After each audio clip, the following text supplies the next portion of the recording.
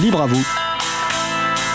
L'émission pour comprendre et agir avec l'April, l'association de promotion et de défense du logiciel libre.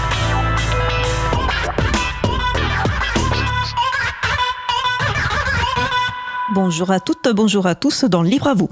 C'est le moment que vous avez choisi pour vous offrir 1h30 d'informations et d'échanges sur les libertés informatiques et également de la musique libre. Le réseau français des Fab Labs, espace et communauté du faire et sa pratique du libre, c'est le sujet principal de l'émission du jour. Avec également au programme Miner librement c'est possible, interview des Clémentine et Jules, mineuses et mineurs dans l'UANTI, plateforme de jeux vidéo libre, et aussi une nouvelle chronique, La Pituite de Luc, sous le thème Auto de fée. Soyez les bienvenus pour cette nouvelle édition de Libre à vous, l'émission qui vous raconte les libertés informatiques proposée par l'April, l'association de promotion et de défense du logiciel libre. Je suis Isabelle Lavani, coordinatrice vie associative et responsable projet à l'April. Le site web de l'émission est libreavou.org. Vous pouvez y trouver une page consacrée à l'émission du jour, avec tous les liens et références utiles, et également les moyens de nous contacter. N'hésitez pas à nous faire des retours ou nous poser toutes questions. Nous sommes mardi 25 février 2025, nous diffusons en direct, mais vous écoutez peut-être une rediffusion ou un podcast. À la réalisation de l'émission aujourd'hui, mon collègue Étienne Gonu. Bonjour Étienne. Salut Isa. Nous vous souhaitons une excellente écoute. Cause commune, la voix des possibles, 93.1 FM et en DAB+, en Ile-de-France. Partout dans le monde sur causecommune.fm et sur l'appli Cause Commune. Pour participer à notre conversation, 09 72 51 55 46 et aussi sur causecommune.fm, bouton de chat, salon libre à vous. Nous allons commencer par le sujet « Miner librement, c'est possible ». Interview de Clémentine et Jules, mineuses et mineurs dans l'UANTI, qui est une plateforme de jeux vidéo libre. L'interview a été réalisée par Laurent Costi et le sujet a été enregistré il y a quelques jours. Je vous propose donc de l'écouter ensemble et on se retrouve dans une petite quinzaine de minutes. Bonjour Jules, bonjour Clémentine. Alors je vais vous demander peut-être de vous présenter et l'un et l'autre plus avant, si vous avez quelque chose de complémentaire à dire par rapport à votre prénom. Vous êtes en quelle classe? Vous faites quoi comme sport? Moi je m'appelle Jules, je suis en 6e au collège Victor Duruy à Fontenay et mon sport c'est le tennis de table. Ah bien. Moi je m'appelle Clémentine, je suis en CE2 à l'école élémentaire de Victor Duruy à Fontenay-sous-Bois et comme sport je fais de la danse. Très bien. Et donc du coup, a priori, on m'a dit que vous jouiez de temps en temps à Mindtest. Alors d'abord, Mindtest qui vient de changer de nom, c'est comme ça arrive dans le logiciel libre. Maintenant, ça s'appelle l'UANTI. Alors on va dire à la fois Mindtest et l'UANTI pendant cette interview. Mais pouvez-vous expliquer pour les gens qui ne connaîtraient pas ce qu'est Mindtest, ce que c'est? Qui c'est qui veut commencer, Clémentine ou Jules? Moi je veux bien commencer. Alors déjà au départ, comment on a rencontré Mindtest, Mindtest on l'a rencontré parce que moi tous mes copains ils jouaient à Minecraft et moi je voulais jouer à Minecraft, mais sauf que mon père il voulait pas jouer à des jeux appartenant à Microsoft. Du coup il a trouvé un logiciel, il a essayé de trouver un logiciel libre comme Minecraft. Du coup il est tombé sur Mindtest. Alors je comprends ton papa et je comprends ton calvaire. Voilà, tu peux continuer, excuse-moi, je t'ai interrompu. Vas-y, continue. Et après du coup on a commencé déjà sur un tutoriel. On faisait des petites maisons, voilà, et après on a avancé, on a fait un monde pour dans la maison comme si c'était le monde de notre ville, et du coup on a fait des maisons à chacun de notre famille, du coup voilà. Parfait. Et toi Clémentine, donc tu as regardé d'abord ton frère jouer, t'as pu jouer aussi en même temps que ton frère? Tu as rejoint ton frère? Oui, on joue plutôt souvent tous les deux et après je sais pas comment dire, mais on a bien aimé Mindtest. Après, on s'est dit, est-ce que c'est la même chose? On sait pas trop. Donc. Est-ce que c'est la même chose que Minecraft, c'est ça ta question? Oui, voilà. D'accord. Et Eh ben, c'était pas vraiment comme Minecraft, mais voilà. C'est vrai qu'il y a, dans Minecraft, il y a des monstres. Là, il n'y avait pas de monstres, mais on peut en rajouter, du coup, on en avait rajouté. D'accord, ok. Très bien. Donc du coup, vous jouez sur un ordinateur chez vous, sur l'ordinateur qui est installé chez vous, ou en fait vous avez rejoint un serveur, vous jouez avec d'autres joueurs sur Mindtest? On joue en famille. Mon père, il voulait pas qu'on joue en serveur, enfin en public, quoi, avec plein de monde. On a créé un logiciel, un monde, quoi, un serveur sur En local. Local, et c'est que avec le wifi de la maison qu'on peut accéder, et on joue sur l'ordinateur ici sur cet ordinateur. Moi j'ai un ordinateur par le collège et j'ai installé du coup le jeu. Après il y a sur la tablette, il y a sur le téléphone de mon père, et voilà. D'accord, très très bien. Et toi Clémentine, oui, tu joues en local avec ton frère, et du coup, vous n'avez pas regardé sur des serveurs, vous n'avez pas parcouru d'autres serveurs avec votre papa pour voir comment c'était? Si, on en a parcouru un. C'était comment il s'appelait Celui de l'émission justement. Ah donc, oui, Amelie in Minorland, c'est ça? Lui, on a essayé de regarder pour voir. Voilà. Il y avait l'exposition des arbres aussi qu'on a visité. D'accord. L'exposition des arbres dans Amelie ou dans un autre serveur? Dans Amelie, oui. Ah oui, dans Amelie. Ouais, sur Amelie. D'accord, ok. Très très bien. Ce serveur est très très accueillant. Il est très très justement, c'est bien pour parcourir ce monde avec des enfants, quoi. On se fait pas tout de suite défoncer par des gens qui ont des épées et puis qui veulent tuer ceux qui arrivent, quoi. Donc moi je l'ai trouvé très très accueillant. Ok. Du coup, c'est quoi la prochaine étape? Ça veut dire que peut-être qu'il pourrait y avoir un serveur d'installer pour inviter juste les copains qui seraient intéressés pour tester? Ça fait partie des projets? Oui, oui. J'ai présenté Mindtest à 2 copains. Un copain qui jouait tout le temps en Minecraft avant, et il est venu chez moi pour tester. Et on a reproduit un ancien jeu sur Mindtest, il s'appelle HeroQuest. Et là, on a reproduit avec le labyrinthe, et du coup c'est là où on a inventé les monstres. Du coup on a fait, et du coup lui il était, voilà, donc on a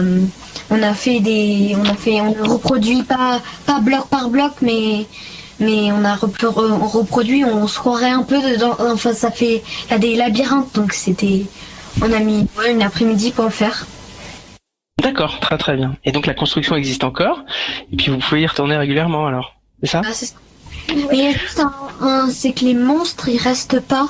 Il faut qu'ils soient très profonds, et c'est pas assez profond notre labyrinthe du coup. Dès qu'on les met, il faut jouer maintenant.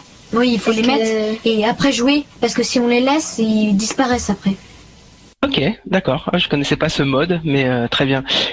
Clémentine, qu'est-ce que tu préfères faire dans Mindtest? Construire, explorer, te battre? Moi, j'aime bien souvent construire.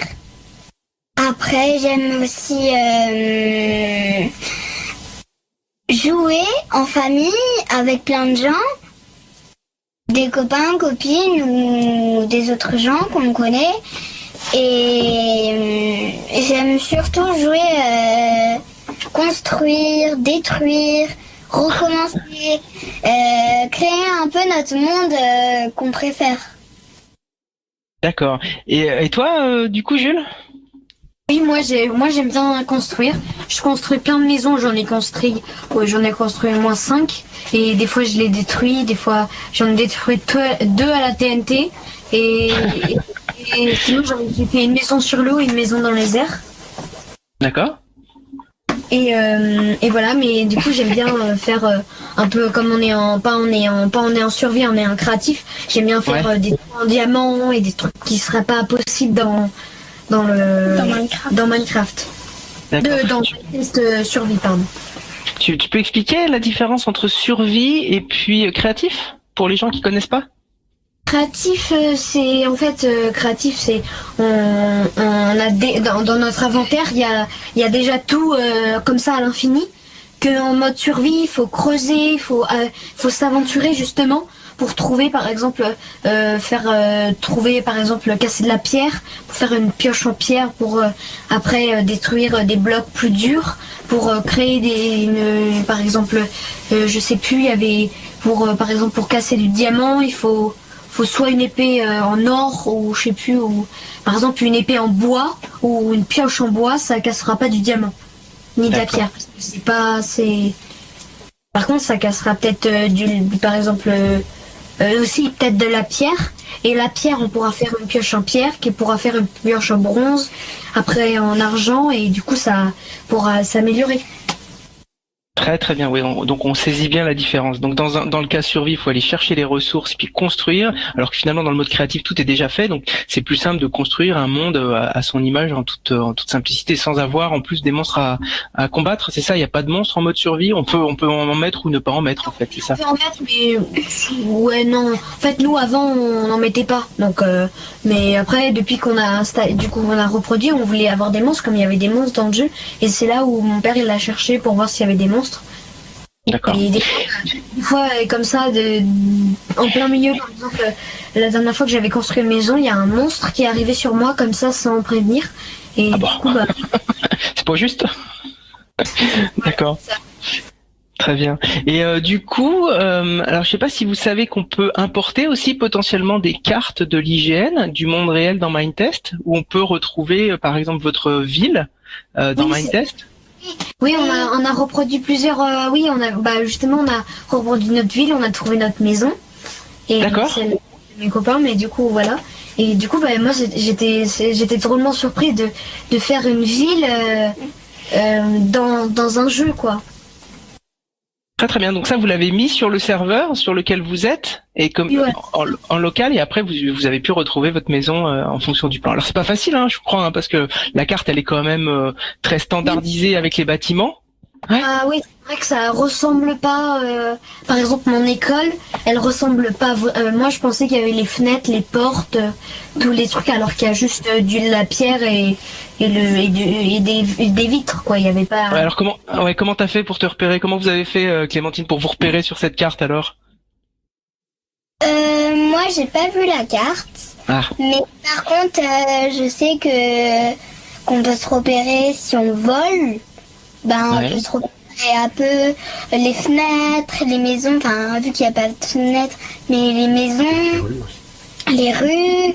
Parce que les rues, c'était pas parce que on avait installé juste avant des blocs de route avec du béton, et du coup moi je pensais que c'était vraiment une vraie halle avec du trottoir, mais c'était juste de l'herbe avec juste un bloc, parce qu'on avait mis un bloc, c'est 1 mètre. Du coup, il y avait des routes, ça faisait 1 mètre, 1 mètre 50, du coup, ça faisait un petit bloc, et juste sur la route, et quand il y avait de l'altitude, et c'était pas plat, il y avait des petits crochets, tu vois. Des escaliers sur la carte qui permettaient de monter. Ouais. Ok. Donc ça permettait de se repérer sur la carte par rapport au lieu que tu connais autour de chez toi. Tu te dis ça monte, donc c'est pas loin de. D'accord.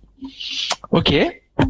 Est-ce que vous avez envie de dire des choses sur Mindtest? C'est quoi la prochaine étape?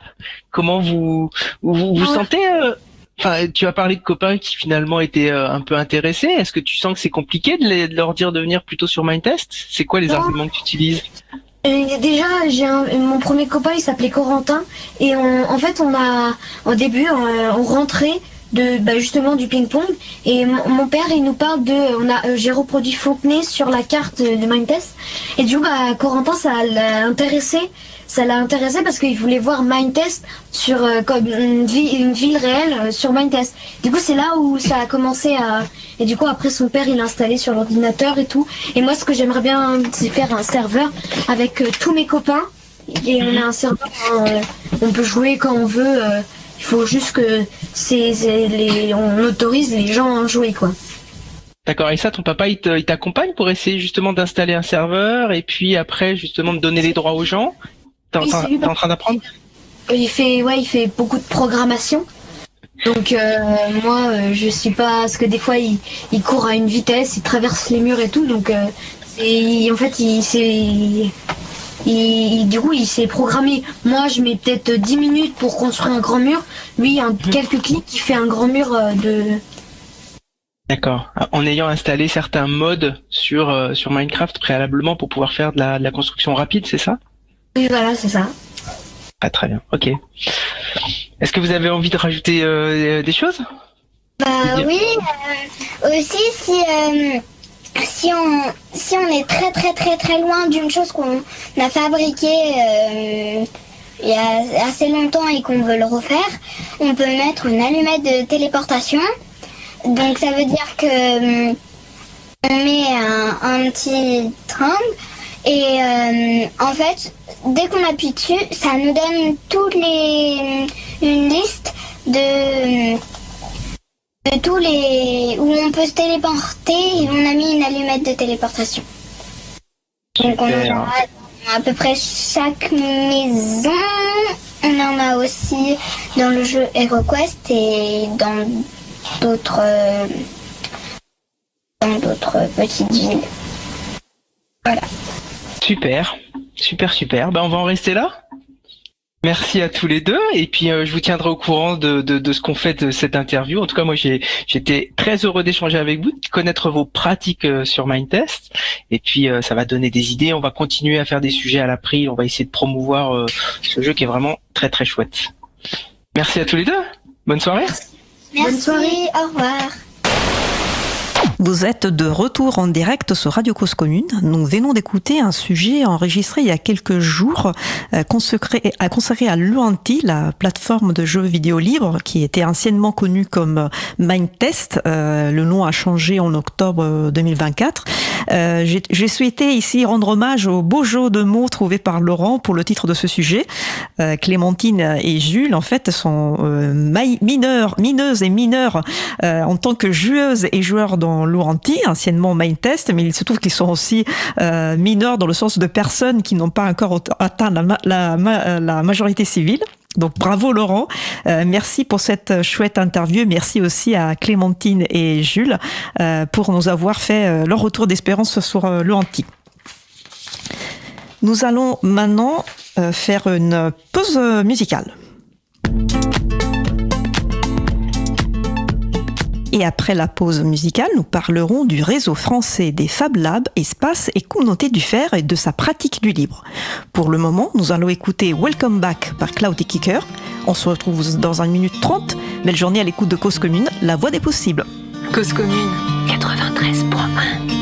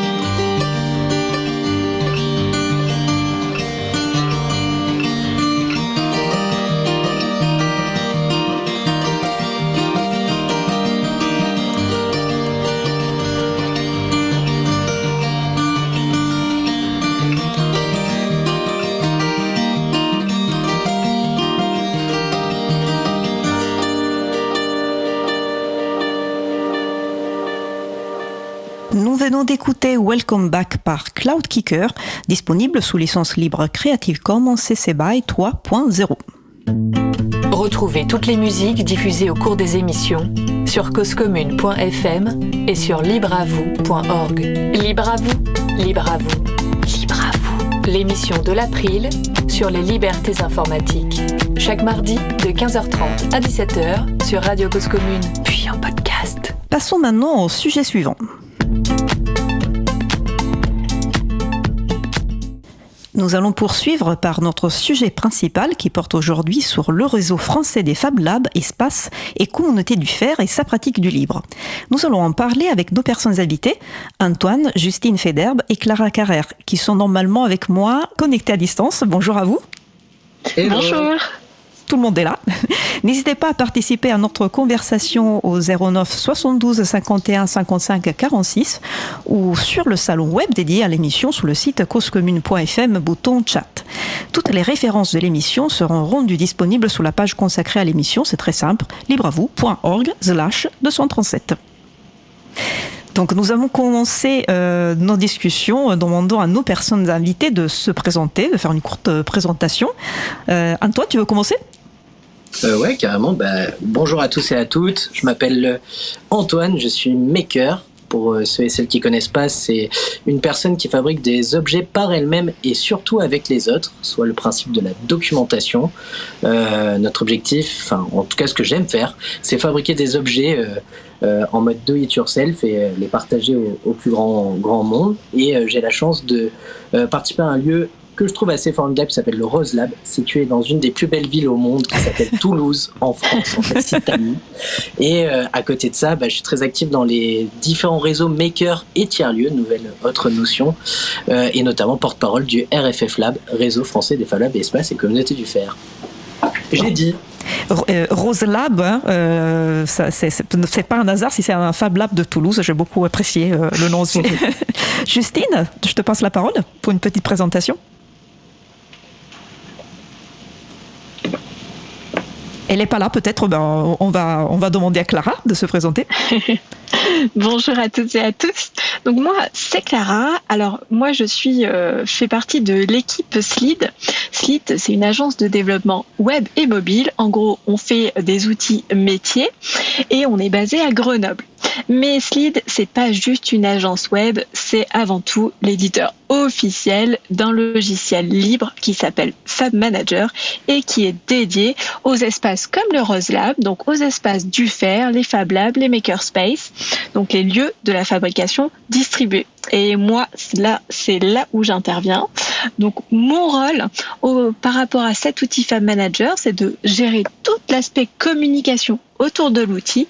Et ce que je préfère faire par-dessus tout, c'est vraiment d'assurer le lien avec toute la communauté de nos utilisateurs. Voilà. Et on aura bien sûr l'occasion de parler plus en détail de ce que c'est Fab Manager. Peut-être que Justine est arrivée entre-temps ? Alors Justine est bien connectée, mais elle nous dit elle nous entend, elle est en ligne, mais on ne l'entend pas de notre côté. Alors je vais essayer. Un petit souci technique avec Justine qui sera réglé, je sais, je l'espère, mais je suis assez confiante assez rapidement. Donc on a entendu plusieurs termes. On a entendu les termes Fab Lab, tiers-lieu, Makerspace, Hackerspace. Le grand public a sans doute... Oui, est-ce que vous m'entendez ? Ah, Justine. Bonjour, on t'entend très bien. J'étais sûre qu'on allait régler ce petit souci technique en quelques secondes. À toi, bonjour à tous. Je te laisse te faire une petite présentation. Oui, excusez-moi, bonjour, je suis Justine, je suis coordinatrice du collectif des Fab Labs dans les Hauts-de-France qui s'appelle le collectif Reactive Makers. C'est un collectif de Fab Labs qui a été impulsé en 2022 par le réseau régional des tiers-lieux, la compagnie des tiers-lieux, donc dans les Hauts-de-France. Et nous, on réunit 7 partenaires dont on pourra parler plus tard. Et on porte la délégation, c'est tout récent, on porte la délégation régionale pour le RFF Lab depuis tout début d'année. Voilà. Et désolé encore pour le retard. Tout va bien, on a bien rattrapé. Je disais que le grand public a sans doute familiarisé avec le terme Fab Lab, notamment à l'occasion du confinement dû au Covid, quand les Fab Labs justement ont permis de fabriquer des masques de protection et ont documenté et partagé les instructions pour fabriquer ces masques. Mais c'est peut-être toujours bien de rappeler ce que les différents termes qu'on a entendus, Fab Lab, tiers-lieu, Makerspace, Hackerspace, signifient. Est-ce que ce sont tous des synonymes ? Est-ce qu'il y a des petites différences ? Comment voyez la chose ? Justine, peut-être, vu que tu représentes aussi la compagnie des tiers-lieux, tu veux commencer par nous dire ce que c'est un tiers-lieu ? Oui, alors un tiers-lieu, c'est un lieu dans lequel vous allez retrouver en général plusieurs activités. Alors habituellement, on parle des tiers-lieux comme étant des lieux de coworking, restauration, voilà, qui vont proposer plusieurs choses en fait à l'usager qui va venir les visiter. Et on trouve parmi eux des tiers-lieux qui sont fabricants, enfin qui ont des initiatives de fabrication, quelles qu'elles soient. Alors de la petite production et également de la fabrication numérique. Et là, on s'oriente du coup vers du Fab Lab. Alors, vous pouvez également trouver des activités plus artisanales, versées plutôt sur la low-tech, ou alors des tiers-lieux qui vont avoir des activités de recyclage, de réemploi, de revalorisation, aussi de hypercafé par exemple, où là il y a plusieurs usagers qui vont venir en fait pour faire réparer leur petit électroménager ou d'autres matériels. Mais voilà, nous on se concentre vraiment sur là en tout cas dans la discussion sur les Fab Labs qui sont des lieux en fait de production à partir d'outils numériques. Moi, j'aime bien raccrocher aussi à ces espaces-là les espaces plus largement. En fait, j'aime bien parler plus largement d'espaces du faire. Moi, je suis artisane, je suis issue plutôt du monde de l'artisanat, et donc dans les espaces du faire, on va aussi y raccrocher les espaces qui travaillent plutôt avec des outils qui sont pas forcément des outils raccrochés au numérique, mais qui ont une grande complémentarité en tout cas avec les Fab Labs. Antoine, tu veux rebondir sur ce que Justine vient de dire, Fab Lab, Hackerspace, Makerspace, pourquoi tous ces noms différents Alors, je reprends de son dernier point là sur espace du faire, qui est un mot qu'on a privilégié depuis les années, depuis 2020. C'est le nom générique qu'on utilise pour parler de Fab Lab, Fab Lab, Makerspace, manufacture, qu'est-ce qu'on entend d'autre comme mot, atelier d'artisans partagés. Et l'idée c'était surtout de qualifier ces lieux qui permettent à tous et toutes de venir concevoir, fabriquer et réparer des objets. Qu'importe qu'il y ait de la fabrication numérique ou non, et notamment parce qu'avant on utilisait quasiment uniquement le mot Fab Lab, donc qui est la contraction de laboratoire de fabrication en anglais, qui est un mot venu des États-Unis dans les années 90 par un chercheur qui s'appelle Neil Gershenfeld, qui avait d'abord porté et qui continue de porter le cours comment presque tout fabriquer, et qui a mis à dispo de tous ces étudiants des machines, et il a créé le premier Fab Lab. Il en a fait après avec d'autres une charte, la charte des Fab Labs, qui s'est répandue un peu partout dans le monde. Avec cette idée-là de permettre à tous et toutes de pouvoir concevoir, fabriquer et réparer des objets. Et notamment en mettant à disposition des machines de haute technologie, comme des imprimantes 3D, des découpes laser. En France, ça a été un raz-de-marée quand c'est arrivé. Donc un des premiers est arrivé à Toulouse en 2009 à Artilect, presque en même temps, ou voire même un peu en amont. Il y avait Ping à Nantes, il y avait la Casemate à Grenoble, ça. Et donc ces lieux-là qui étaient dans les années 2010 une dizaine. Maintenant, on est presque, je crois, on a plus de 400 Fab Labs en France. Et à un moment donné, même toute collectivité voulait son Fab Lab sur son territoire. Donc Fab Lab, c'est répondre à une charte donnée par le MIT. Donc la charte a beaucoup évolué. Maintenant, c'est quand même très simple. Il y a 10 grands points. Et la principale chose, c'est déjà se reconnaître Fab Lab. On se dit Fab Lab et c'est appartenir à une grande communauté. L'autre grand point aussi, c'est d'essayer d'avoir un accueil inconditionnel et de ne surtout pas fabriquer d'armes, qui est ça le point vraiment, la grande restriction. Néanmoins, en France, ces lieux-là Fab Lab, ils ont été du modèle américain, et comme souvent en France, on les a complètement dénaturés. On en a fait des lieux de sociabilité sociale, on en a mis des Fab Labs dans les quartiers prioritaires de la ville, on en a mis dans des médiathèques, on les a mis un peu partout, parce qu'en fait le besoin de fabriquer et de réparer des objets, il est partout. Et donc le mot Fab Lab est quand même très associé avec cette fabrication numérique, et on le préserve, puisque depuis le 2020, et donc notamment le premier confinement, le mot Fab Lab s'est énormément, encore plus répandu. Et donc autant avant, pas tout le monde connaissait chez les citoyens-citoyennes le mot Fab Lab. Maintenant, tout le monde a une vague idée de ce que c'est. Sauf qu'on préfère aussi parler de espace du faire, parce que pour nous, il n'y a rien qui distingue un Fab Lab d'un Makerspace. Et Makerspace, par exemple, c'est le mot générique anglais, c'est espace du faire en anglais. Voilà, j'espère que ça a été un peu plus clair. En tout cas, c'est un lieu où on peut presque tout fabriquer. Et si je peux me permettre de rebondir, effectivement, ce que tu disais en fait sur la démocratisation suite au Covid, c'est ça qui a lancé en fait cette grande connaissance, enfin cette connaissance partagée sur ces espaces du fer, c'est le fait que ces lieux ont été mis en avant au moment de du Covid et où il y avait pendant lequel en fait il y avait le besoin de fabrication, notamment pour le personnel soignant, donc fabrication de masques, de visières. Enfin, c'est ça qui a apporté à la connaissance du grand public en fait l'existence de ces lieux et depuis on les connaît, et notamment aussi par les politiques. Comme disait Antoine, dans les quartiers, dans les villes, pour développer ce type d'espace. Et quand on préparait l'émission, Justine, tu parlais aussi de l'importance finalement des Fab Labs, vu comme une façon aussi de relocaliser la fabrication, donc très intéressante aussi d'un point de vue des politiques locales. Et tu me disais que les Fab Labs finalement qui s'adressent à tout le monde, on pense surtout aux personnes grand public qui veulent apprendre à faire les choses avec les autres. Mais tu disais que même des indépendants ou des architectes peuvent s'intéresser à ce genre de structure. Oui, effectivement. En fait, nous, l'un des enjeux du collectif et l'un des enjeux de la fabrication distribuée, c'est bien de mettre en réseau des lieux, des petites unités qui sont capables de produire localement à des petites échelles, de tester de la production en s'appuyant sur les compétences, les lieux, les machines de chacun. Et voilà, en coopérant en fait. Et il se trouve que ce sont des lieux qui peuvent attirer non pas seulement du grand public qui viendrait apprendre à se servir des outils, mais aussi des professionnels qui auraient un intérêt.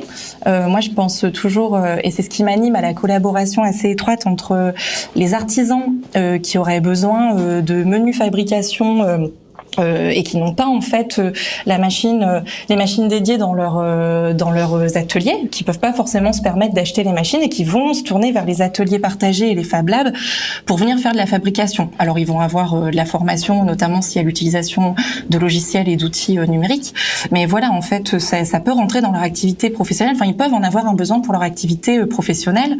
On peut donner plein d'exemples, et tu parlais d'architectes, urbanistes. Oui, effectivement, on peut avoir des associations, enfin voilà, d'archi. Je connais notamment une asso qui travaille sur la ville à hauteur d'enfant et qui pourrait avoir besoin d'impression, d'objets en fait pour animer et faciliter leur temps de travail avec des enfants par exemple, et qui pourraient se tourner vers ce type de lieu pour fabriquer, parce que c'est à proximité, c'est à côté de chez eux, ils ont affaire à quelqu'un qui peut en plus les aiguiller, les animateurs des Fab Labs qui sont les Fab Managers qui peuvent les aiguiller, ou alors s'appuyer sur la communauté présente pour aussi découvrir en fait les machines et voilà, et produire sur place en fait et à leur échelle. Je peux faire un exemple au titre de l'April. On avait des t-shirts qui nous restaient, qui pouvaient pas être utilisés. Il s'agissait des t-shirts en plus en coton bio, etc. Et ben on a trouvé un Fab Lab à Paris, un Fab Lab textile, qui était ravi de prendre ces t-shirts pour les hacker, utilisons le terme anglais, donc pour en faire sans doute autre chose pendant un atelier. Donc c'est aussi l'occasion de se connaître entre associations, entre différents lieux autour du fer.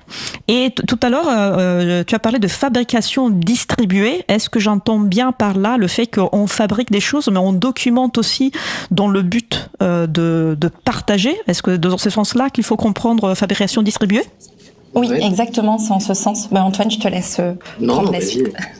Non, mais c'est vraiment cette idée de non seulement mettre en réseau les lieux, mais de documenter, d'ouvrir et d'enrichir en fait les documents libres, open source, qui sont mis à disposition des uns et des autres et en réseau.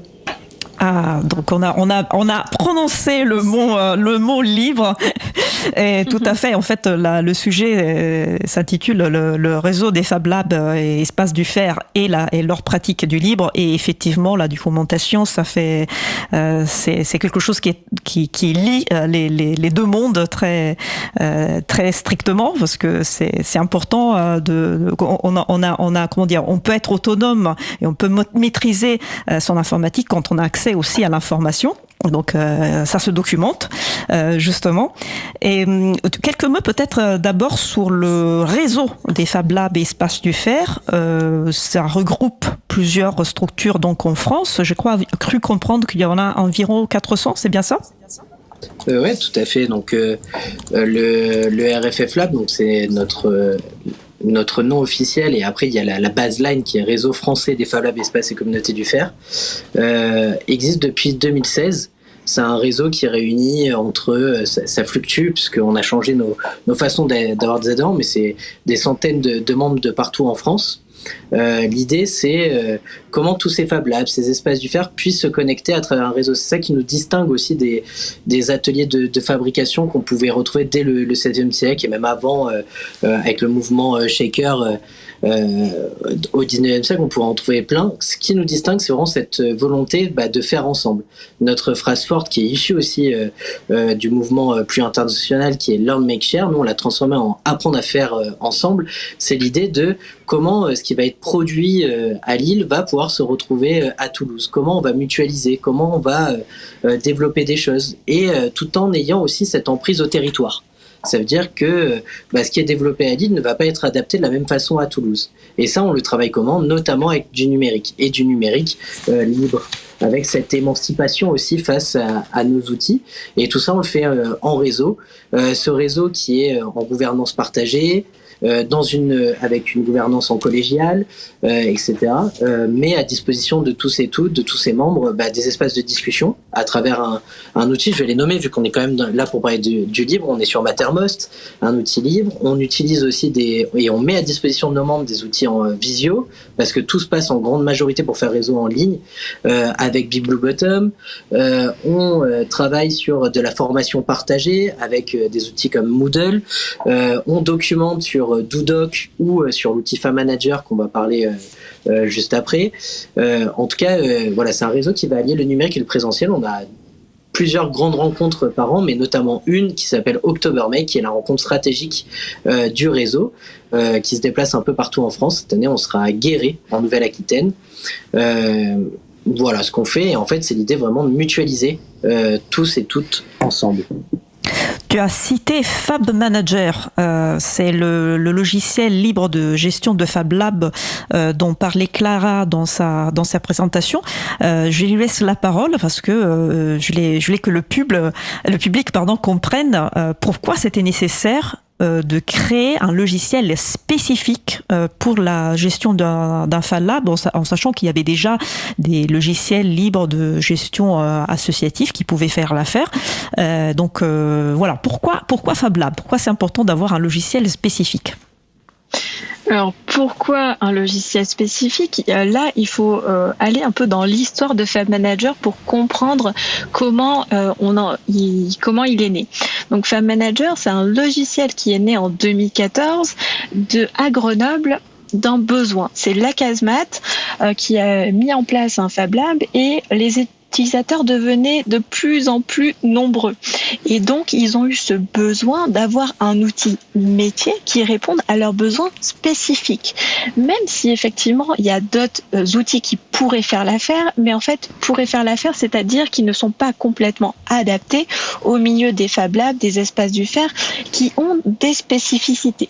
Donc, l'ACASMAT a rencontré Slid, qui, lui, conçoit vraiment des logiciels métiers adaptés à des problématiques, et ensemble, on a réfléchi, on a mis en place, développé le logiciel Fab Manager, avec les deux autres fondateurs que sont le Dom et Capscience. Donc voilà, il y avait déjà, dès la naissance de Fab Manager, ce besoin fort d'avoir un outil adapté. Tu peux faire un exemple, oui. Clara, de besoins spécifiques d'un Fab Lab par rapport à une association, par exemple. Tout à fait. Il y en a plein, donc effectivement, j'ai le choix. Par exemple, typiquement, vous passez les portes d'un Fab Lab, vous avez envie de réserver une machine, sauf que, attention, pour certaines machines, il y a des questions de sécurité. Donc, via Fab Manager, on peut mettre en place un système pour faire en sorte que les membres ne réservent pas les machines comme ça. Non, ils doivent au préalable suivre une formation, et dès qu'ils ont suivi et validé cette formation, ça leur ouvre les portes pour réserver cette fameuse machine et pour la réserver et donc l'utiliser en sécurité, puisque les connaissances auront été validées par la formation. Donc c'est des process comme ça qui peuvent être gérés très facilement dans Fab Manager, alors qu'à contrario, sur d'autres outils non adaptés, il va falloir se retourner les cheveux pour trouver une façon de mettre en place ces processus et ça va être très compliqué. Voilà. Merci pour cette précision. Je t'invite à reprendre du coup l'historique. On était sur le fait que Fab Lab était né à l'initiative notamment de la Casemate, mais au départ il n'était pas libre, je crois. Tout à fait. Au départ, il n'était pas libre. C'était vraiment, l'objectif, c'était de répondre à des besoins. Mais après, les 3 fondateurs, donc la Casemate, le DOM et CapScience, qui ont rejoint l'aventure très vite après, c'est en 2016, il s'est vraiment posé la question du libre. Et là, pour eux, c'était une évidence que Fab Manager devait être libre, devait être open source. Et donc, c'est en 2016 que Fab Manager est devenu open source. Voilà. Et après, tout se passait bien, sauf qu'en 2019, il y a une tempête qui s'est abattue sur Fab Manager avec beaucoup d'évolutions légales, réglementaires qui nous sont tombées dessus. Et les fondateurs ont dû trouver une solution pour maintenir Fab Manager parce que le remettre en conformité, c'était beaucoup des charges et des sommes importantes. Et donc là, on a fait un deal entre Slid et les 3 fondateurs. Donc on a décidé de reprendre l'outil, de le mettre en conformité et donc de le maintenir. Et c'est pour ça qu'aujourd'hui, le 25 février 2025, Fab Manager est toujours là. Il est utilisé en France, mais aussi à l'étranger. Je salue nos amis québécois. Voilà, et c'est un outil qui continue à évoluer avec une communauté très présente qui même contribue au développement de certains modules qui après sont libres et peuvent bénéficier à l'ensemble de la communauté.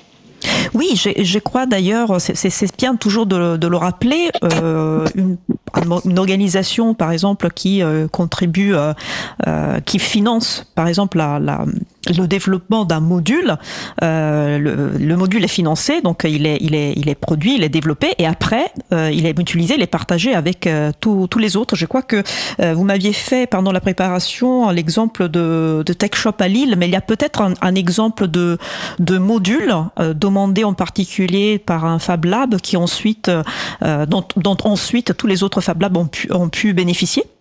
Si vous avez des exemples, Clara ou Justine. J'ai un exemple moi qui me vient en tête directement, c'est un module qui j'ai un lieu qui est venu me voir, c'est du coup Eureka Fab de la communauté de communes de Montesquieu.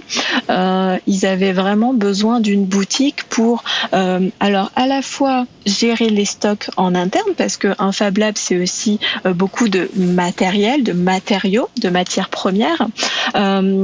Et donc, ils avaient besoin d'un outil pour gérer leur stock et à la fois pour vendre aussi certains consommables ou certains t-shirts pour ensuite les customiser ou faire des ateliers autour de ça.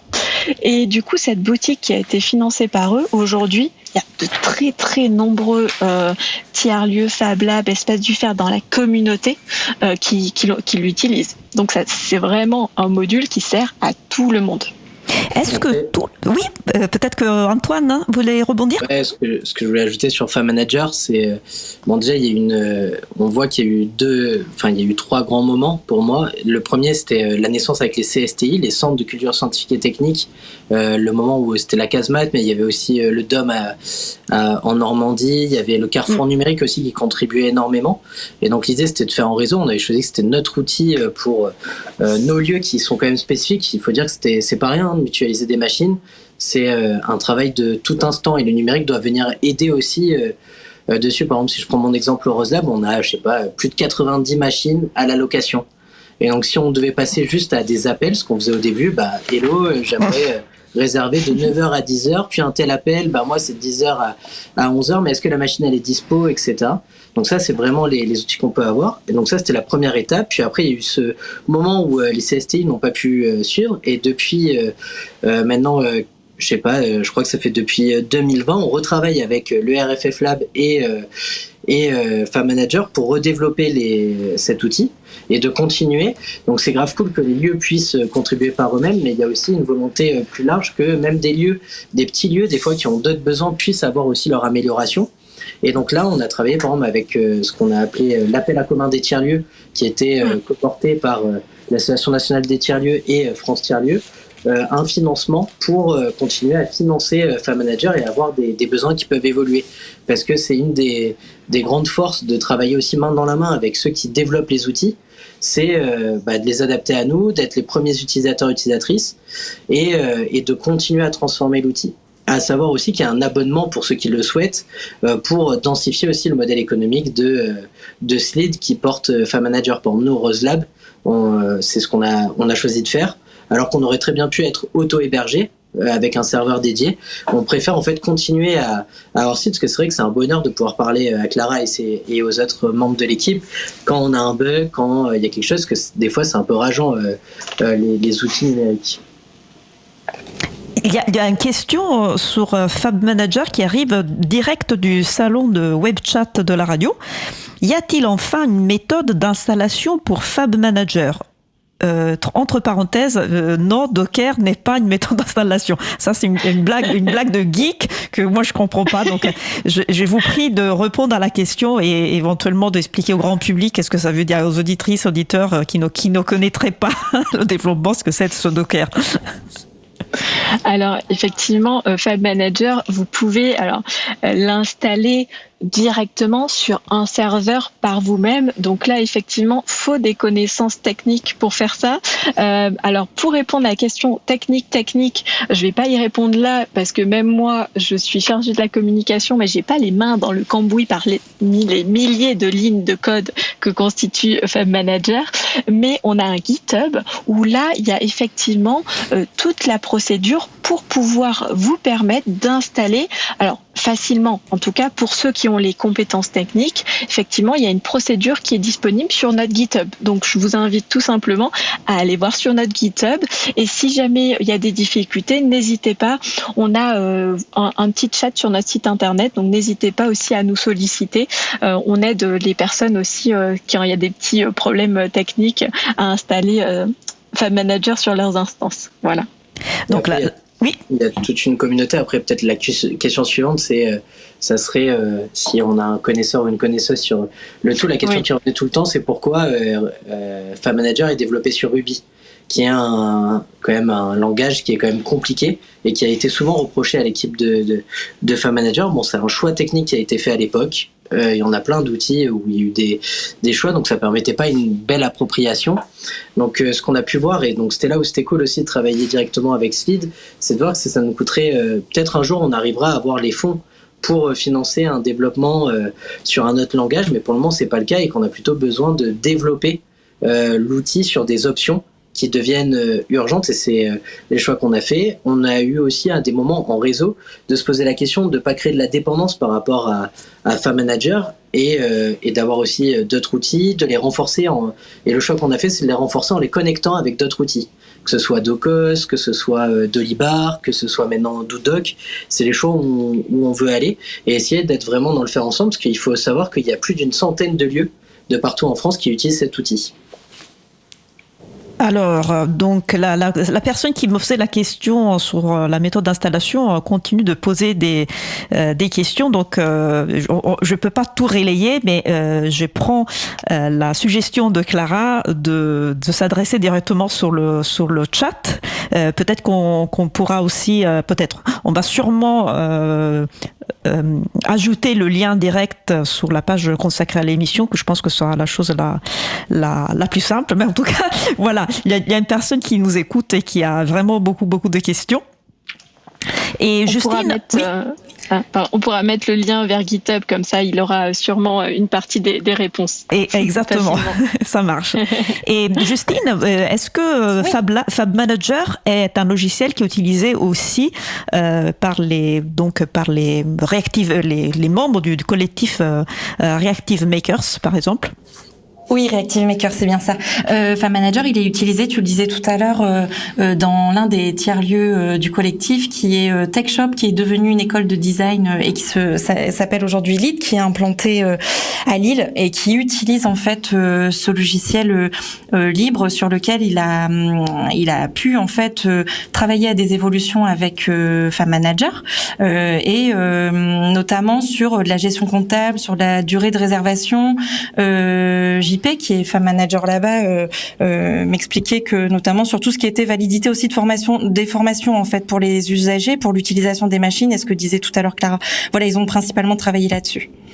Très bien. Connaissant Femme Manager, concernant Femme Manager, il y a que le Tech Shop qui l'utilise dans notre collectif de mémoire. Voilà.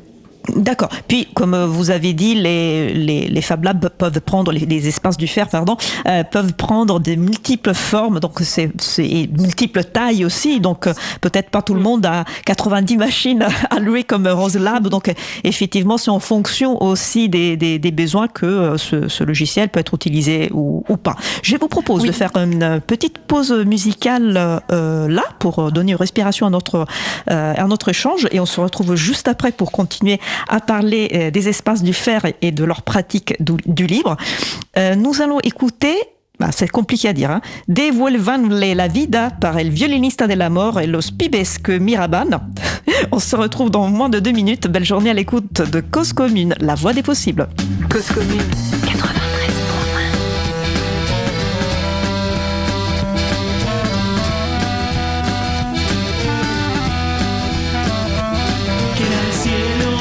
Separa mi ventana el ángel que supo convencer a toda una nación de aquella gran verdad.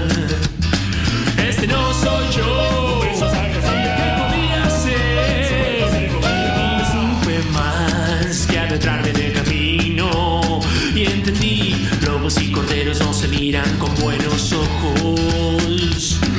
Este no soy yo, ¿qué podía ser?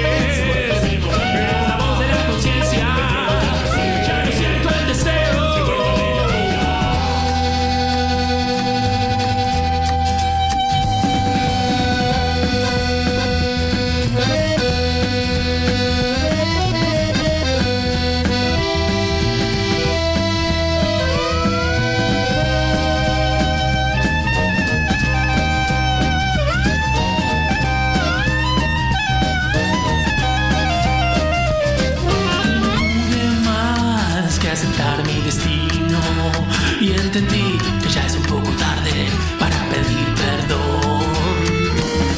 Este no soy yo, ¿qué podía ser? Es la voz de la conciencia, ya siento el veneno.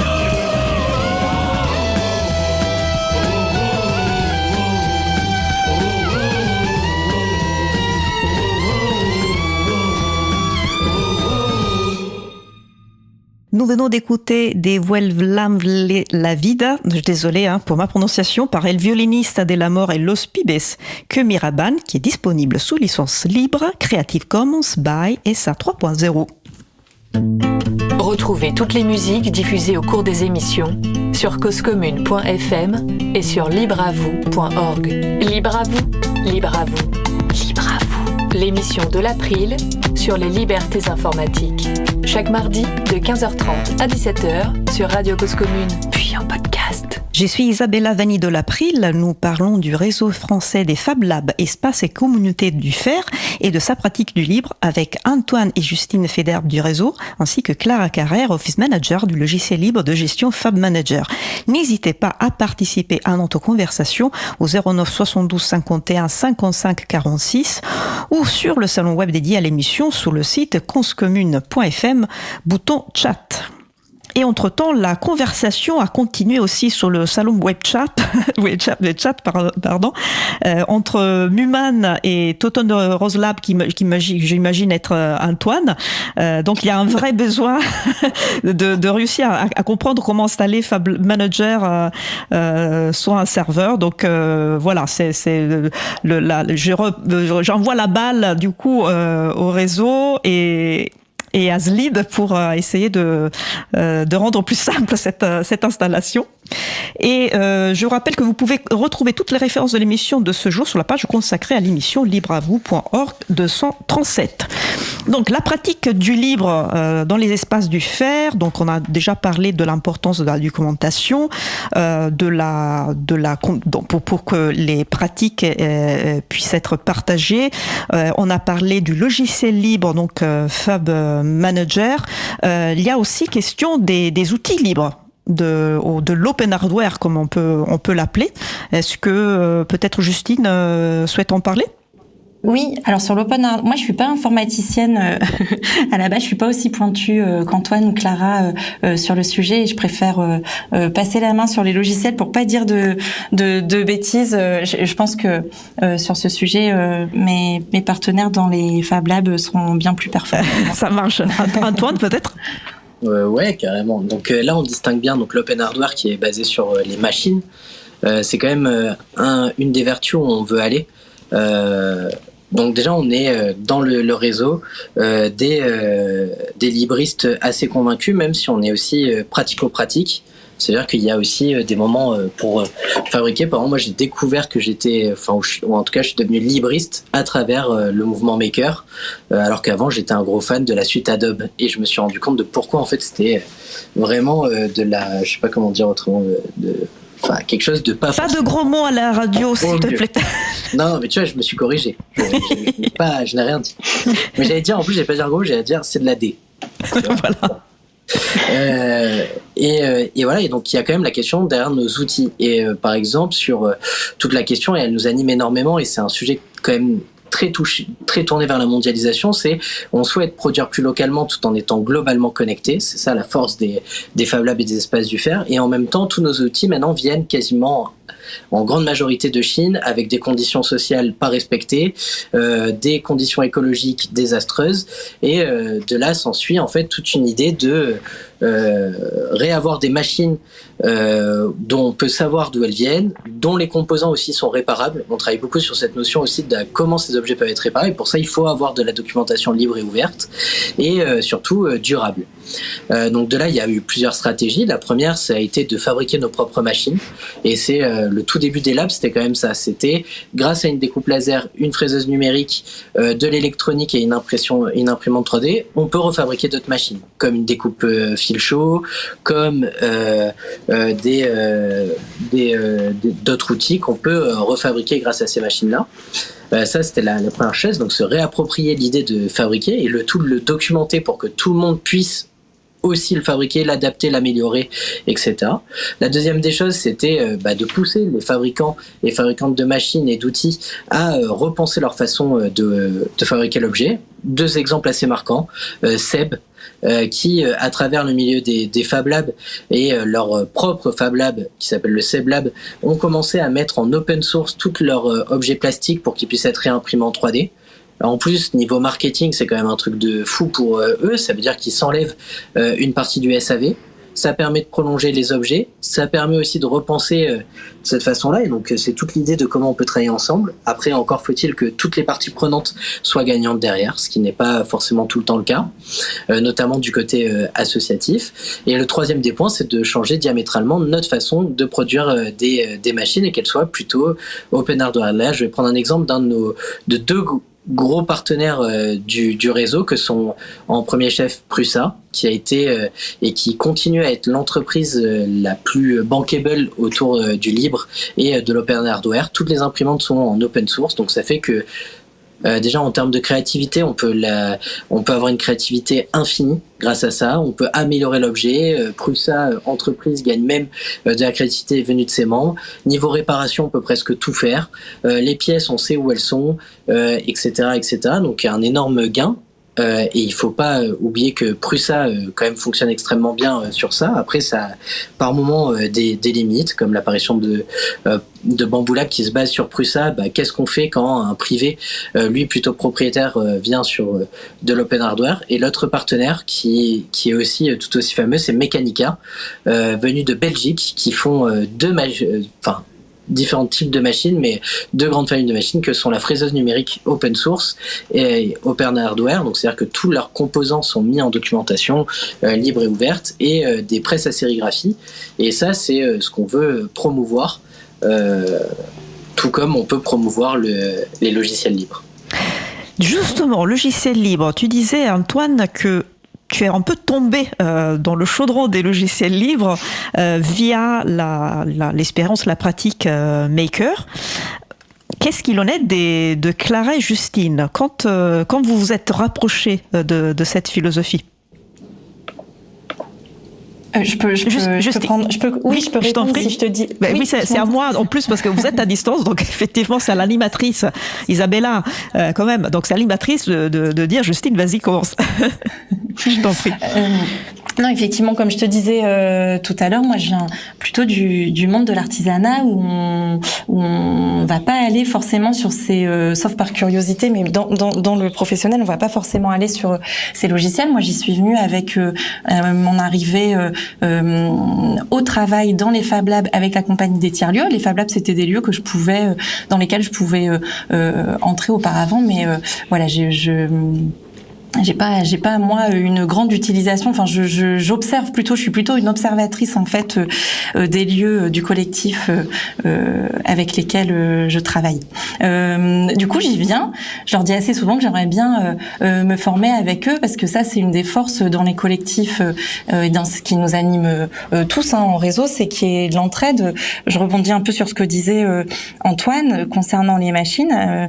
Il y a énormément en fait d'échanges de bonnes pratiques et d'entraide, notamment quand voilà il y a sur la question de la réparabilité, de la réparation des machines, quand il y a un besoin, on sait que ça bouge beaucoup dans le réseau et que ça apporte des coups de main et que s'il manque des pièces, soit elles peuvent être réimprimées, il y a des pièces qui manqueraient ou qui sont défaillantes sur des machines qui pourraient être imprimées par exemple par des imprimantes 3D pour venir se substituer aux pièces défaillantes, et ça je l'observe dans les réseaux, c'est quelque chose d'assez enfin voilà, c'est quelque chose qui anime en tout cas le collectif ici en Hauts-de-France. C'est travailler aussi effectivement sur les machines et on parlait de Mechanica tout à l'heure. Mechanica était présent au dernier événement du RFF Labs qui a eu lieu en Hauts-de-France, October Make, qui était en octobre dernier à la Condition Publique à Roubaix. Voilà, on a pu avoir des démonstrations des machines, mais voilà, ça c'est quelque chose qui anime, et moi j'y viens petit à petit. Voilà. C'est aussi pour ça d'ailleurs que le collectif Reactive Makers a été créé, j'imagine, justement pour mutualiser davantage, plus faciliter en fait, fluidifier les échanges sur les bonnes pratiques, j'imagine. C'est ça, et aussi pour expérimenter. On parlait tout à l'heure de l'année 2020. C'est suite à cette observation de ce qui se passait dans les Fab Labs en fait et du mouvement durant le Covid sur la fabrication et la mise en partage assez rapide. En fait, les lieux très rapidement ont trouvé le même langage en fait. Donc c'est qu'il existe. Il faut lui donner un coup de boost. Et c'est ce qui a fait la compagnie des tiers-lieux en observant cet élan et en se disant dans les tiers-lieux en fait sur le territoire comme partout ailleurs il y a des activités de fabrication et comment on peut expérimenter tous ensemble et tester en fait. Clara, et toi, avant de devenir office manager de Fab Manager, est-ce que tu connaissais déjà les logiciels libres, la philosophie du libre, ou c'est quelque chose à laquelle tu t'es rapproché justement avec ce job? Ah, c'est clairement Fab Manager qui m'a rapproché de ces logiciels libres. Avant, ça me parlait, mais pour moi, c'était pas prioritaire ou une philosophie. Et c'est vrai que c'est Fab Manager, mais c'est le logiciel, mais c'est aussi la communauté derrière et d'être au contact, par exemple, avec des membres du RFF Lab comme Antoine ou autres, qui là, on sent qu'on est vraiment, et que c'est ça qui m'a mis dans le bain, clairement. Ben, c'est vrai que c'est le logiciel et sa communauté. Pour moi, c'est les deux qui fonctionnent ensemble. Voilà. C'est un point important parce que on dit, ça fait partie des libertés garanties par la licence libre et accompagne le logiciel, justement, de pouvoir le partager, le diffuser librement. Et c'est quelque chose qui favorise bien sûr l'entraide, le partage, la coopération. Mais il n'y a pas toujours une communauté autour d'un logiciel libre. Il y a des logiciels libres qui sont portés avant par très très peu de personnes. On parle souvent de boost factor 1, c'est-à-dire si la personne est renversée par un bus, le logiciel est libre et les sources sont publiées, mais voilà, il faut voir si quelqu'un veut le ramasser. Et par contre, c'est une grande richesse effectivement quand on peut profiter des libertés garanties dans la licence pour en faire vraiment un projet finalement commun. Et donc je comprends bien ton enthousiasme quand tu dis c'est trop bien en fait de pouvoir être en contact avec tous ces gens qui ont envie d'améliorer le logiciel, qui portent des questions aussi, j'imagine. Oui, aussi. Il y a pas que des contributions, je veux dire des idées de nouvelles fonctionnalités. Par exemple, j'imagine qu'il peut y avoir aussi des questions ou des reports de bugs, d'anomalies, comme c'est normal pour tous les logiciels. Pour tout logiciel, ouais. Je peux donner un autre exemple, c'est... Oui. Ah, pardon. Non, Antoine, vas-y. Oui, je t'en prie, Antoine. Ouais, c'est donner par exemple l'exemple, un des plus réussis qu'on a eu sur l'open hardware, c'est autour de Precious Plastic. C'est comment des designers et ingénieuses du nord de l'Europe ont commencé à développer des machines pouvant broyer, extruder et aussi injecter du plastique recyclé, donc qui est vraiment un besoin qu'on a. Le plastique est quand même une matière assez intéressante mécaniquement, mais on en produit beaucoup trop et on a beaucoup trop de déchets. Donc eux, ils ont développé des machines en open source. Ces mêmes machines se sont retrouvées, vu qu'elles étaient vraiment, elles répondaient à un besoin un peu partout dans le monde. Et là, il y a différentes communautés Precious Plastic qui vont continuer à développer les machines, à faire de la créativité, à enrichir le tout et à enrichir le commun. Et là, le réseau, le Precious Plastic se retrouve enrichi, le réseau aussi, et en plus l'humanité également. Et là, je pense par exemple à la Fab Unit qui est située dans la Drôme, qui pousse et qui fait émerger plein de techniques autour du travail par plaque, que maintenant on peut retrouver à Carcassonne au Air Lab, et qui enrichit aussi tout le réseau. Ils ont poussé en fait la machine qui avait été pensée par alors je sais plus, je crois qu'ils viennent du Danemark, mais j'ai un doute, ou peut-être c'est de Hollande. Bon, en tout cas du nord de l'Europe, ils ont pensé cette première presse à plaque. Eux ont augmenté avec des fois des tout petites astuces, mais ils l'ont enrichi, ils l'ont mis au commun, et donc là tout le monde se retrouve gagnant. Et comme les logiciels libres, c'est vraiment en poussant ça qu'on peut faire pas mal de choses.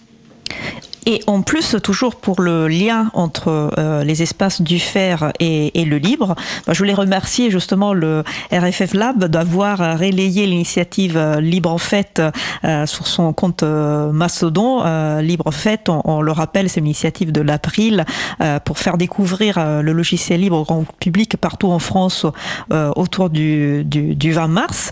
Et j'ai vu qu'il y a déjà au moins un Fab Lab qui a proposé un événement, qui a inscrit un événement dans le cadre de cette initiative, un Fab Lab, qui a l'habitude en fait d'héberger des permanences logiciels libres à Béziers, si je me trompe pas, et je peux même vous donner notamment le nom, si je suis rapide. Oui, c'est le Fab Lab Web 5. À Béziers. Avec Alexis, bam bam. Voilà, on salue Alexis. Et donc ma prochaine question est, quel est le rapport, le lien entre les espaces du faire et les GUL, les groupes d'utilisateurs et utilisatrices de logiciels libres? Est-ce que c'est quelque chose, comment dire, que c'est assez diffusé? Est-ce que c'est quelque chose qui est documenté? Est-ce que vous en parlez? Est-ce que vous le promouvez?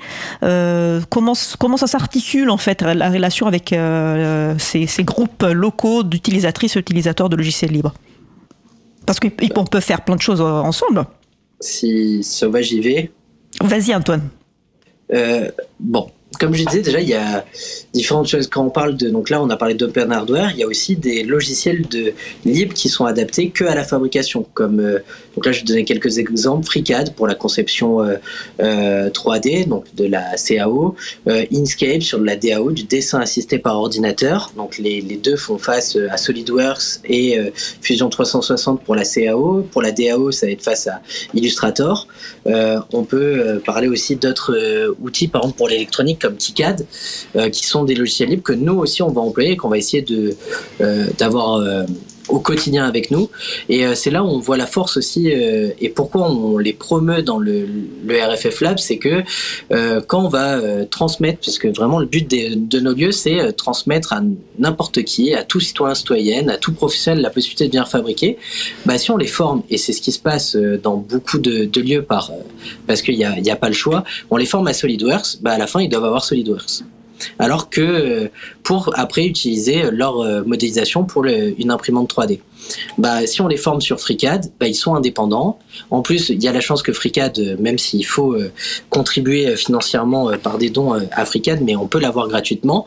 Donc il y a une accessibilité qui est telle grâce au libre qui est vraiment importante. Et c'est pour ça que nous, on promeut ces logiciels, c'est parce qu'il faut absolument qu'on puisse détacher de ces logiciels propriétaires qui, certes, sont beaucoup plus agréables à utiliser encore maintenant, en tout cas sur la fabrication, bien que Inkscape maintenant a, selon moi, presque plus rien à envier face à Illustrator.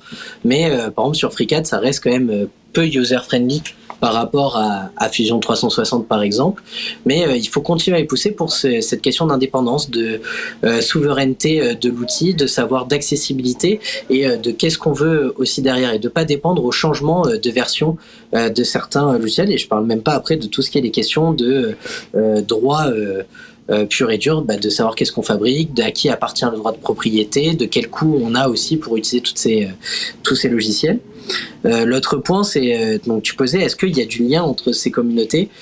Oui, il y a du lien. Par exemple, à Toulouse, il y a Tout Libre, par exemple. Exactement, et Tout Libre qui est là, par exemple, sur Libre en Fait, on va porter un événement en commun. Super. On a encore, il faut que ça soit aussi voté du côté du bureau de Tout Libre, mais on participe chaque année au Capitole du Libre. C'est là où on s'est rencontrés. Événement majeur qui a lieu en novembre chaque année. Qui est un événement ultra important. Et là, on va porter, par exemple, on va aller dans les cinémas Utopia pour nous promouvoir le libre et la fabrication numérique. Et à côté de ça, il y aura une projection du film Flow qui a été qui a été intégralement créé grâce à Blender, qui est l'outil libre par excellence et surtout notre réussite par excellence. Je tiens aussi à saluer par exemple la Forêt Électrique qui commence à promouvoir, donc c'est un tiers-lieu qui travaille à Toulouse, qui travaille sur le cinéma et comment en fait le cinéma, sur l'approche cinéma maker, et qui promeut Blender à tout instant pour les films d'animation, parce que c'est aussi une liberté que tout le monde puisse fabriquer ses propres films d'animation.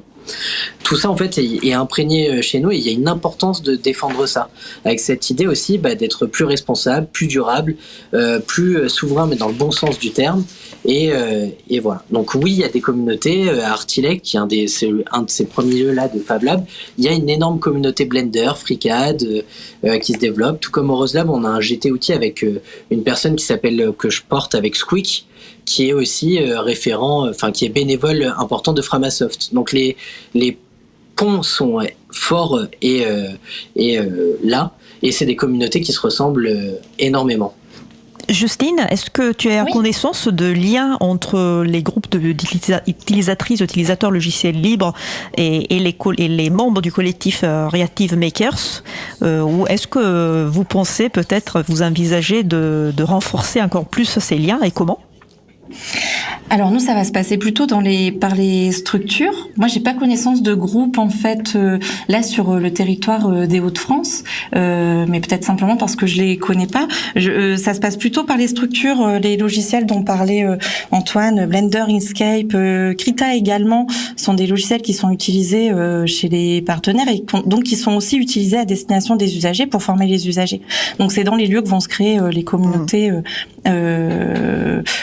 Voilà, c'est comme ça que ça va plutôt qu'il va y avoir de la collaboration autour de ces outils et de la fabrication. Voilà. Il y a un événement qui malheureusement ne pourra pas être inscrit au Libre en Fait parce qu'il a lieu en mai, du 22 au 24 mai, qui s'appelle Faire Festival. Donc je demande à Antoine, peut-être, je crois que c'est Rose Lab qui prend un peu plus en charge l'organisation puisqu'il se déroule à Toulouse. Peut-être que je me trompe. Est-ce que tu veux nous en dire quelque chose ? Qu'est-ce que c'est ? À qui s'adresse ? Qui l'organise, etc. Alors le Faire Festival, déjà, c'est un festival open source qui parle de fabrication, de comment produire et consommer différemment. Et pourquoi ça me tenait à cœur d'en parler là dans cette émission, c'est parce qu'il y a tout un parcours.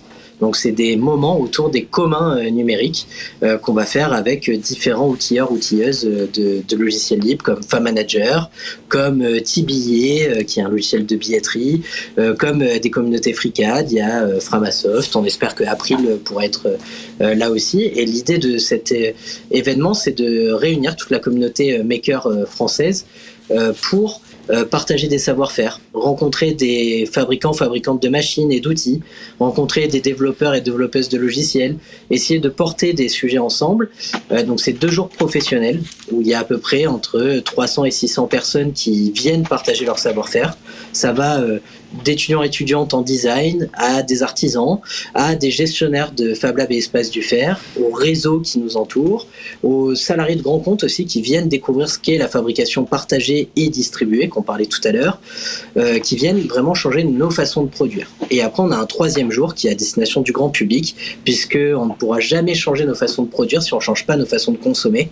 Et c'est l'idée d'avoir réuni toutes ces personnes qui viennent de partout en France et même d'ailleurs. Cette année, il y aura des personnes qui viennent du Canada, d'Afrique, qu'on va redonner au public, notamment toulousain, toulousaine ou plus largement occitan. Et l'idée, c'est aussi d'avoir une action de sensibilisation vers ceux qui consomment. Je crois que vous avez besoin de bénévoles, c'est bien ça ? Alors, on a besoin de tout. D'accord. Appel à contribution large. C'est du 22 au 24 mai à Toulouse. Donc c'est c'est co-animé. Nous on parle de co-animation par le Rose Lab parce que ce festival s'inscrit dans une longue histoire. Et nous au Rose Lab on est co-animateur de cet événement-là. On a besoin de bénévoles pour nous aider à tenir. C'est un événement qui vient du bas, donc on a besoin de monde pour nous aider à faire la logistique, l'accueil, recevoir toutes ces belles personnes qui viennent partout en France, faire la scénographie. Mais aussi des choses plus techniques comme être photographe, aider à faire des podcasts. C'est aussi partager son savoir-faire. Donc là, on est encore jusqu'au 11 mars à faire des appels à contribution pour ceux qui veulent proposer des ateliers. Voilà. Et on met sur, c'est déjà en ligne d'ailleurs, le lien pour pouvoir contribuer. Donc il est en formulaire. N'hésitez pas vraiment à vous inscrire pour participer à cet événement. L'entrée est gratuite, j'imagine. Elle est gratuite pour tout le monde, sauf malheureusement ou heureusement pour les entreprises, en tout cas pour les salariés de grands comptes, où on leur dit que ça serait bien de contribuer avec nous, parce que voilà. Bon, après, le billet est quand même accessible pour ces personnes-là, c'est 100 € la journée, mais l'idée, c'est de contribuer pour que, par exemple, donc là, il y aura une grosse communauté, par exemple, du collectif Reactive Makers qui va venir. C'est pas du tout la même énergie de venir de Lille, de donner du temps à des lieux qui ont déjà un modèle économique assez fragile, que à Enedis qui envoie des salariés, par exemple. Et c'est pas la première édition de ce festival ? On a la 3e édition. 3e édition déjà. Je vois que le temps file et vous avez promis 2 minutes chacun pour dire le mot de la fin. Quels sont les éléments clés à retenir mais en fait, il n'y aura que 1 minute en fait chacun et chacune parce que il y avait tellement de choses à dire. Donc Justine, qu'est-ce que tu veux que les auditrices et auditeurs de Libre à vous retiennent de cet échange? Oui, pour clore, moi je pense que c'est important en fait de continuer à diffuser, à infuser en fait cette culture, alors que ce soit sur les logiciels open source, mais aussi sur cette volonté en fait de mutualiser, d'échanger et d'ouvrir les pratiques et d'ouvrir les connaissances et les compétences. Ça me semble vraiment important.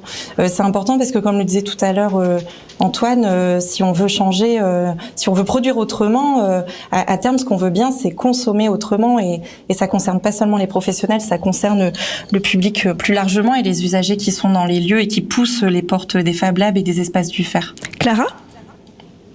Oui, pour continuer sur ce que Justine vient de dire, ça concerne tout le monde et le meilleur lieu pour se rassembler et continuer sur le sujet, c'est le Fer Festival.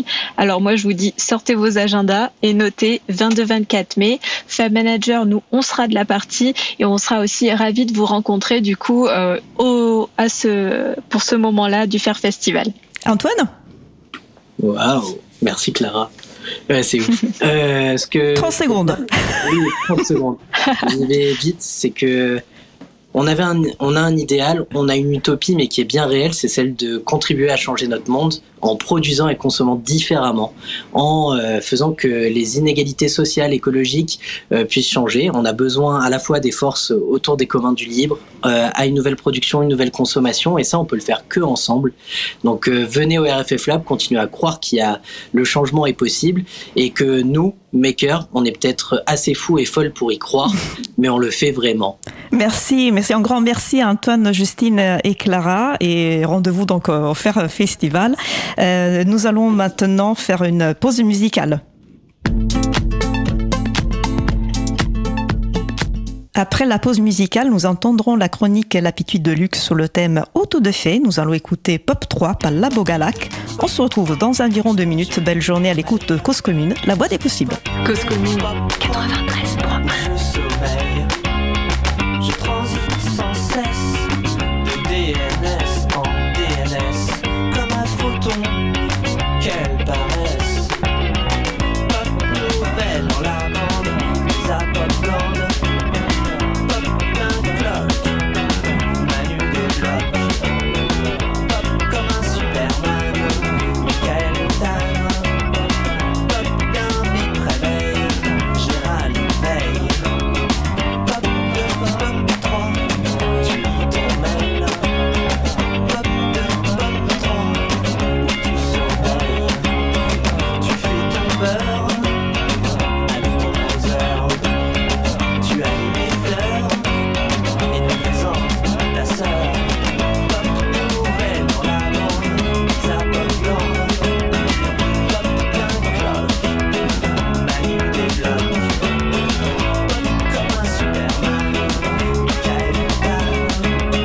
Pop d'un bip réveil, Gérald veille. Je me sens funambule. Dans un rêve, je bascule. Je vois Ève mettre un pull et un varan dans une bulle, faire des bulles. Pop 2, pop 3, il faut que je m'en aille. Ma vie virtuelle est sans pareil. Ma vie virtuelle est sans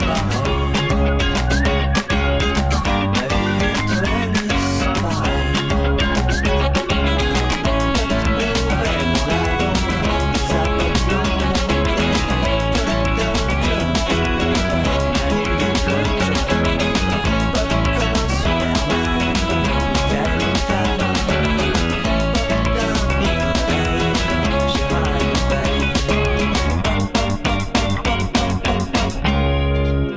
C'était Pop 3 par Labo Galac, disponible sous licence libre Creative Commons CC BY SA 3.0. Retrouvez toutes les musiques diffusées au cours des émissions sur causecommune.fm et sur libreavou.org. Libre à vous, libre à vous, libre à vous. L'émission de l'April sur les libertés informatiques. Chaque mardi de 15h30 à 17h sur Radio Cause Commune, puis en podcast. Je suis Isabella Vanni de l'April. Nous allons passer au sujet suivant. C'est l'heure de la pituite de Luc qui porte aujourd'hui sur le thème autodéfait. Le sujet a été enregistré il y a quelques jours. Je vous propose donc d'écouter ce sujet. On se retrouve juste après. À l'époque où j'étais bien plus actif dans le militantisme pour les libertés informatiques, j'ai cité et entendu citer 1984 un paquet de fois. Novlangue, 2 + 2 = 5. Et généralement, je recevais en retour un regard discrètement dubitatif. Dubitatif parce que, il fallait être réaliste, notre société n'avait rien à voir avec celle du roman. Discrètement parce qu'en général, les gens, pas convaincus, évitent de contredire un énervé qui leur agite des grandes menaces sous le nez en citant des faits douteux. En fait, j'ai fait sensiblement la même chose qu'un complotiste pendant un paquet d'années. Je peux donc aujourd'hui me réjouir de l'avalanche de nouvelles plus catastrophiques les unes que les autres, comme par exemple la mainmise sur le Casby par l'équipe de Musk, qui démontre que nos alertes n'étaient pas de la pure paranoïa. Et en plus, j'aime le plaisir mesquin de dire « Ah, je te l'avais bien dit ». J'avais même fait ma toute première pituite là-dessus. Parmi toutes ces catastrophes, l'ordre donné aux administrations fédérales d'effacer des données contenant certains mots est l'une de celles qui me consternent le plus. Pas besoin d'être féru de linguistique pour savoir que les mots sont polysémiques et que pour faire disparaître une notion, effacer les mots est une solution imbécile. On apprend ainsi que la NSA galère un peu, notamment avec le mot privilège qui doit disparaître. C'est un peu compliqué de gérer les droits de ses utilisateurs quand le mot en question n'existe plus. En fait, ça m'a rappelé une vieille citation bien de chez nous. L'éditorialiste Christophe Barbier avait dit en 2020 à l'occasion de l'affaire Griveaux « Les Chinois arrivent à bloquer tous les mots qui parlent de démocratie, pour que nous, on n'arrive pas à bloquer tous les mots qui franchissent la loi. » Ça doit être ça l'explication. Dans la tête de certaines personnes, les mots sont doués d'une volonté propre. Il y en a des méchants et des gentils. D'une façon fabuleusement récursive, ils parlent. Il faut croire aussi qu'ils passent les frontières du droit comme les migrants qui traversent la Méditerranée. Je critique les complotistes, mais au moins leur paranoïa est cohérente au niveau sémantique. Mais je ne doute pas qu'une start-up de crevards proposera rapidement ses services pour effectuer des effacements et des réécritures pertinents. On attendait les IA sur le terrain de la génération de données, elles pourraient bien exceller dans la dégénération de celle-ci. C'est impressionnant de mesurer les progrès obtenus par rapport à l'époque où il fallait gratter les négatifs photographiques à la main pour faire disparaître les gens partis au goulag pour voir si Staline y était. Mais tout cela n'est qu'une spéculation de ma part. Ce que révèle la situation actuelle, outre la stupidité de la démarche, c'est la volonté d'effacement. Les LGBT je ne sais quoi n'existent plus, le réchauffement climatique non plus. Le monde doit désormais se plier au fantasme simpliste de la nouvelle élite. Mais la réalité n'est pas aussi plastique qu'ils le voudraient.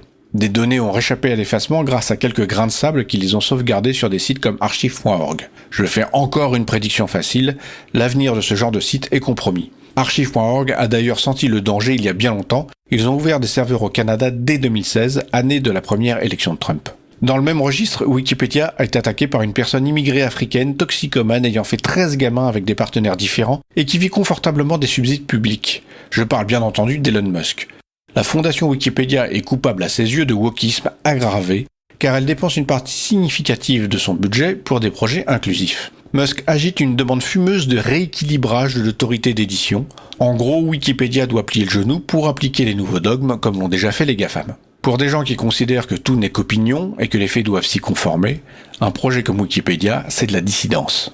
L'idée même d'une informatique libre est une menace pour un pouvoir qui s'appuie très largement sur les géants de l'informatique pour s'assurer du contrôle du monde. La Silicon Valley a certes fait plus que plier le genou, elle s'est penchée en avant, mais elle sait où est son intérêt. Le lobbying et les brevets logiciels sont d'histoire ancienne. Elle peut désormais s'appuyer sur le projet totalitaire américain. Larry Ellison ne s'y est pas trompé et propose de gérer le pays avec une base de données unifiée qui regrouperait les données issues de 3000 bases éparses, le tout piloté par des IA bien entendu. Avec les millions qui vont arroser l'extrême droite partout en Europe, la puissance de frappe américaine et l'absence de contre-modèle de poids, je n'arrive pas à me réjouir de pouvoir dire « je te l'avais bien dit ». Je pense qu'il faut dès maintenant sauvegarder et cacher tout un tas d'informations qui pourraient bien disparaître prochainement. Elles seront peut-être utiles pour les combats à mener ces prochaines années, ou bien pour les générations futures qui se demanderont comment on a pu en arriver là.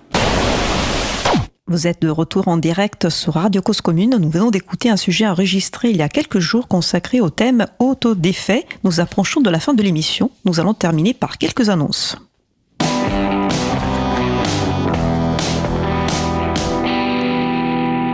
C'est avec une grande tristesse que nous avons appris le décès de Jean-Pierre Archambault le 23 février dernier. Ancien enseignant et professeur agrégé de mathématiques, il a joué un rôle fondamental dans le développement des logiciels et des ressources libres dans l'éducation nationale. L'April adresse ses plus vives condoléances à sa famille et à ses proches. Florence Chabanois, chroniqueuse dans Libre à vous et participante au Café Libre, sera l'invitée mercredi 26 février dans l'émission Chemin de traverse, occasion de découvrir son parcours, mais aussi de parler de lutte contre le racisme et contre le sexisme, de l'importance des services publics, de l'influence qu'on peut toutes et tous avoir. C'est le 26 février à 22h sur Cause Commune, puis en podcast. L'Assemblée générale de l'April aura lieu le samedi 15 mars à l'université de Jussieu à Paris. L'Assemblée générale est réservée aux membres, mais ce n'est pas le cas des deux événements qui l'accompagnent. Samedi 15 mars au matin, un temps de conférence éclair. Vous pouvez en proposer jusqu'au 2 mars ou simplement venir y assister le matin de l'AG, c'est ouvert à tout le monde. Les dimanches 16 mars aura lieu un April Camp, occasion de se réunir entre membres et soutiens de l'April pour faire avancer différents projets de promotion ou de défense du logiciel libre ou pour plus simplement discuter, faire connaissance à Paris et en distanciel. Notre émission se termine. Je remercie les personnes qui ont participé à l'émission. Antoine, Justine Federbe, Clara Carrère, Clémentine et Jules, Luc. Aux manettes de la région aujourd'hui, Étienne Gonu. Merci également aux personnes qui s'occupent de la post-production des podcasts, Samuel Aubert, Elodie Daniel Giraudon, Lingen, Julien Osman, bénévole à l'April, et Olivier Gricot, le directeur d'antenne de la radio. Merci aussi aux personnes qui découpent le podcast complet des émissions en podcast individuels par sujet. Quentin Gibaud et Théocrite, bénévole à l'April, et mon collègue Frédéric Couchet. Vous retrouverez sur notre site web libreavou.org/237 toutes les références utiles de l'émission de ce jour, ainsi que sur le site de la radio causecommune.fm. N'hésitez pas à nous faire des retours pour indiquer ce qui vous a plu, mais aussi des points d'amélioration. Et vous pouvez également nous poser toutes questions. Nous y répondrons directement lors d'une prochaine émission. Toutes vos remarques et questions sont les bienvenues à l'adresse bonjour@libravou.org. Nous vous remercions d'avoir écouté l'émission. Si vous avez aimé cette émission, n'hésitez pas à en parler le plus possible autour de vous et faire connaître également la radio Cause Commune, la voix des possibles. La prochaine émission, c'est en direct mardi 4 mars 2025 à 15h30. Notre sujet principal portera sur la facturation électronique et les logiciels libres de caisse. Nous vous souhaitons de passer une belle fin de journée et on se retrouve en direct mardi 4 mars. D'ici là, portez-vous bien.